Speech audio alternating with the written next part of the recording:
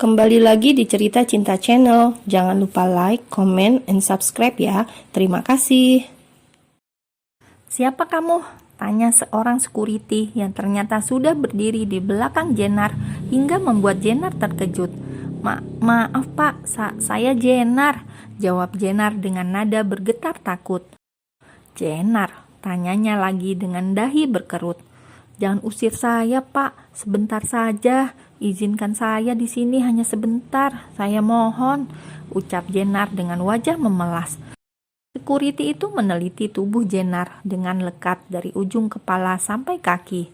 "Dari mana kamu dan mau kemana?" "Saya baru datang dari kampung B, Pak.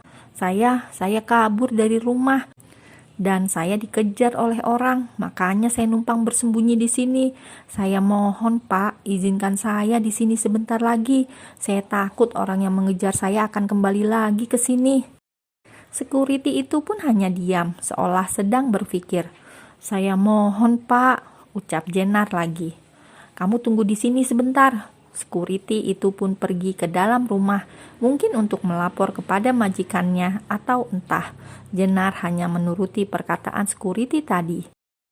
Tak lama security tadi datang bersama dengan seorang wanita paruh baya. "Nama kamu siapa, Nduk Cahayu?" tanya wanita itu. Saya Jenar, Bu, bukan Ayu," jawab Jenar. "Umur berapa?" 18 tahun. "Kamu mau bekerja di sini?" "Hah?" Jenar sedikit terkejut. Bekerja?" "Iya, kamu bisa nyapu, ngepel, bebersih rumah."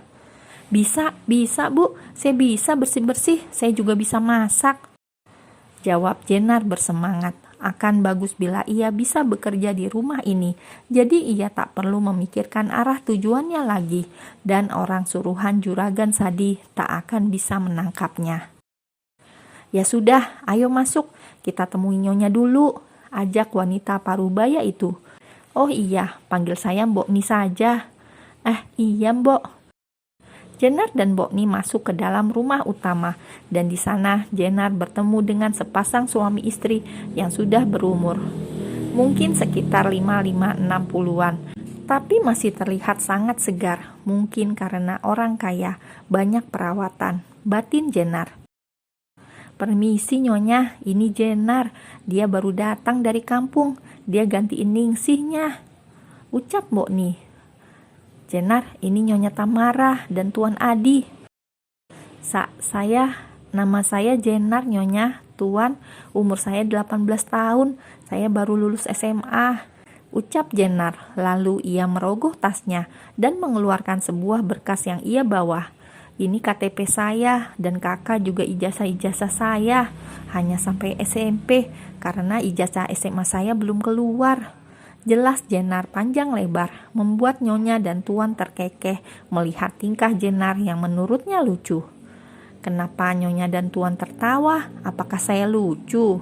tanya Jenar dengan polos, malah semakin membuat Nyonya dan Tuan tertawa.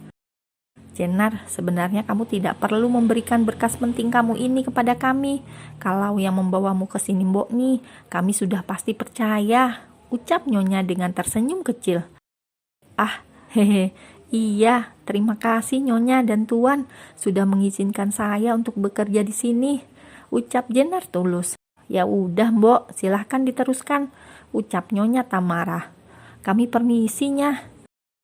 Mbokni mengantarkan Jenar ke sebuah rumah kecil yang ada di belakang rumah utama. Itu adalah rumah khusus para pekerja. "Jenar, di rumah ini terdapat 8 orang pekerja. Ada si Mbok yang masak, 2 orang security yang bertugas siang dan malam, kamu bagian beres-beres, dan Alia yang bagian mencuci dan setrika. Nanti Alia pasti juga akan bantu-bantu kamu kok. Tapi Alia hanya sampai jam 2, karena dia sudah menikah dan punya anak. Suaminya juga security di sini, dan 3 orang supir." Kenapa supirnya ada 3? Karena itu untuk Den Dimas, Den Arya, dan satu lagi supir Nyonya Tamara. Jelas Mbokni. "Emang penghuni rumah ini berapa Mbok?" tanya Jenar. Tuan Adi dan Nyonya Tamara punya 3 anak. Anak pertama Den Dimas, anak kedua Den Arya, dan anak ketiga Den Bian. Serta ada anak kecil yang namanya Den Aiden. Dia anaknya Den Dimas. Oh, lalu di mana istrinya Tuan Dimas? Sudah bercerai, tapi Den Dimas masih setia mencintai mantan istrinya, ujar Mbok Ni. Nah, pokoknya kerjaan utama kamu beres-beres. Nanti pasti akan Mbok bantu juga kok. Kita saling ngebantu ya. Nanti kamu juga bantuin Mbok masak. Oke Mbok, siap, jawab Jenar sambil terkekeh. Mbok Ni maupun Jenar sangat senang mendapatkan partner kerja yang asik dan bisa saling membantu satu sama lain. Jenar juga jadi merasa lebih menghargai di sini. Walau jadi pembantu, tapi itu lebih baik daripada di rumahnya sendiri, tapi tersiksa. Jenar bangun pukul 3 dini hari, karena itu sudah menjadi kebiasaannya dulu waktu di rumahnya sendiri. Jenar keluar kamar, lalu mengambil air wudhu dan melaksanakan sholat tahajud. Hanya dengan itu, ia bisa mendoakan kedua orang tuanya dengan khusyuk. Karena saat sholat wajib, biasanya dia akan terburu-buru karena banyak pekerjaan. Sedangkan kalau sholat tahajud, ia bisa lebih memiliki banyak waktu. Setelah selesai sholat dan mendoakan kedua orang tuanya, Jenar melanjutkan dengan mengaji sambil menunggu azan subuh. Selesai sholat subuh, Jenar baru keluar kamar dan memulai pekerjaannya. Jenar mulai membersihkan seluruh ruangan lantai 1, kecuali kamar. Kata Mbok Ni, kamar nanti aja saat semua orang sudah keluar dan mulai aktivitas masing-masing. Sekitar pukul 7, pekerjaan Jenar telah selesai. Ia pun memutuskan untuk membantu Mbok Ni membuat sarapan.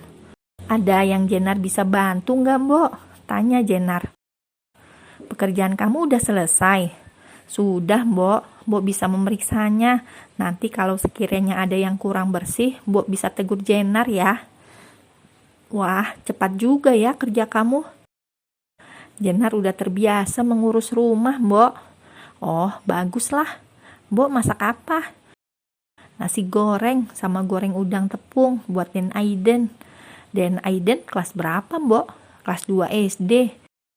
Jenar membantu Mbok Ni masak sambil bercengkrama tentang aktivitas apa saja yang harus ia lakukan dan seputaran keluarga bosnya.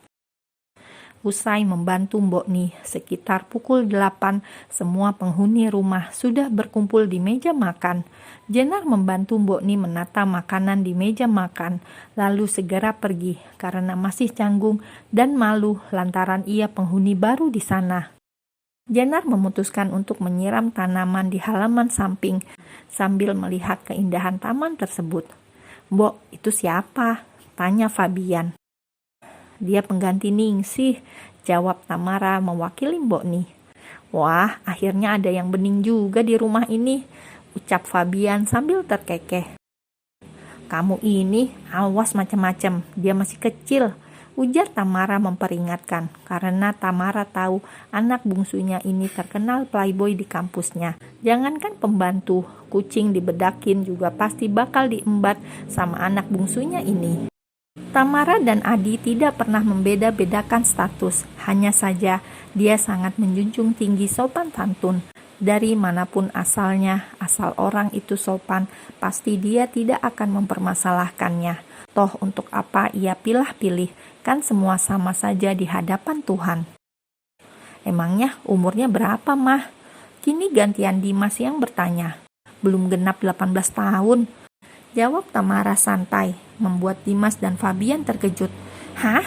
Pekik Dimas dan Fabian bersamaan. "Wah, masih kemarin sore dong, Mah.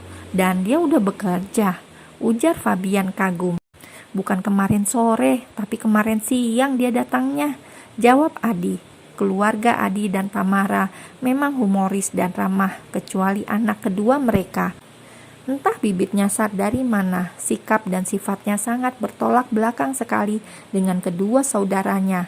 Atau mungkin dulu Tamara salah ngidam sewaktu hamil Arya. Arya sangat irit berbicara dan berinteraksi dengan orang, apalagi orang baru. 18 tahun, berarti dia bisa adiknya Bian.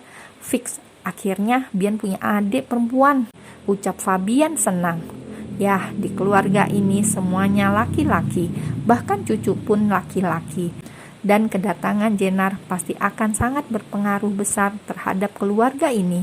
Memang sedari dulu Tamara dan Adi sangat menginginkan anak perempuan. Namun apa daya bila Tuhan hanya memberikannya 3 anak laki-laki semua dan cucu pun juga laki-laki. Makanya sejak kemarin Tamara dan Adi melihat kedatangan Jenar dan cara Jenar memperkenalkan dirinya yang sopan dan polos itu membuat Adi dan Tamara senang karena kedatangan anak perempuan ke rumah ini. Dia hanya pembantu di sini, jangan macam-macam, ucap Arya dingin dan datar. Apaan sih bang? Ujar Dian kesal. Arya sudah selesai, Arya berangkat dulu, assalamualaikum. Ucapnya lagi dengan wajah datar, lalu pergi meninggalkan meja makan dan berangkat kerja. Waalaikumsalam, ucap semuanya bersamaan. Dulu Mama ngidam apaan sih waktu hamil Bang Arya? Tanya Bian. Entah, Mama juga nggak tahu kenapa abang kamu yang satu itu bisa sedingin es begitu. Sangat berbeda dengan kalian, jawab Tamara. Tapi Om Arya yang paling ganteng bila dibandingin Om Bian dan Papi, ucap Aiden yang sedari tadi diam kini ikut berbicara. Yah, anak kemarin sore kayaknya mata kamu minus deh. Jelas-jelas Uncle Bian yang paling ganteng di sini, ucap Bian tak terima. Uncle anak terakhir, jadi hanya sisaan saja, ucap Aiden membuat semua tersedak. Papi yang harusnya paling ganteng karena Papi anak pertama, jadi bahan-bahannya masih baru semua. Tapi entah kenapa kok malah Om Arya yang paling ganteng. Dan buat Uncle Bian, ganteng emang, tapi masih kalah pesonanya sama Om Arya. Sambung Aiden membuat semuanya melongo tak percaya. Astaga, gumam Bian sambil geleng-geleng kepala. Dulu emak lo ngidam apaan sih bocah? Bian begitu geram dengan keponakannya ini. Mereka emang dekat, tapi dekatnya karena sering berantem.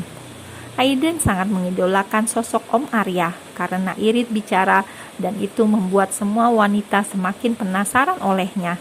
Makanya sejak sekolah Aiden menjadi irit bicara karena ingin seperti Om Arya. Kayaknya dulu Mami ngidamnya sama kayak waktu Eyang ngidam Om Arya. Makanya anaknya bisa seganteng Aiden, ucap Aiden santai. Bang, anak lo bener-bener ya. Geram Bian ingin mencekik Aiden. Bener-bener ganteng memang, ucap Aiden dengan percaya diri, membuat semua tertawa kecuali Fabian karena dia yang selalu kalah bila berdebat dengan bocah kelas 2 SD itu.